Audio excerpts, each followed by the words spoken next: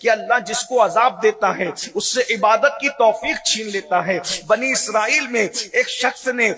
یہ کہا، یار میں اتنے گناہ کرتا ہوں اللہ مجھے عذاب نہیں دیتا، تو اللہ نے اس دور کے پیغمبر پر وحی نازل فرمائی کہ اس بدبخت سے پوچھو کبھی اس کو میرے خوف سے رونے کی توفیق ہوئی ہے، کبھی اس کو میری محبت میں رونے کی توفیق ہوئی ہے، کبھی اس کی آنکھیں نم ہوئی ہے، کبھی اس نے میری عبادت کی طرف اس کی توجہ ہوئی ہے۔ جب اس سے پوچھا گیا تو اس نے کہا نہیں، میرا دل تو اتنا سخت ہے کہ مجھے کبھی رونا ہی نہیں آتا، میری آنکھ میں کبھی آنسو بھی نہیں آتے، عبادت کی طرف میرے قدم کبھی نہیں بڑھتے۔ تو اس سے کہا گیا نادان، اس سے بڑھ کر عذاب کیا ہوگا؟ اللہ جس سے ناراض ہوتا ہے اس سے لقمہ نہیں چھینتا، اللہ جس سے ناراض ہوتا ہے اس سے عبادت کی توفیق چھین لیتا ہے، اپنی محبت میں رونے کی توفیق چھین لیتا ہے۔ ذرا ہم بھی تو سوچیں، کہیں ہم بھی تو عذاب میں گرفتار نہیں ہیں؟ اللہ اللہ، اگر بچے کو اسکول پہنچانا ہے تو 6 بجے ہماری آنکھ برابر کھل رہی ہے، لیکن اگر ہمیں مسجد جانا ہے تو ہماری آنکھ نہیں کھل رہی ہے،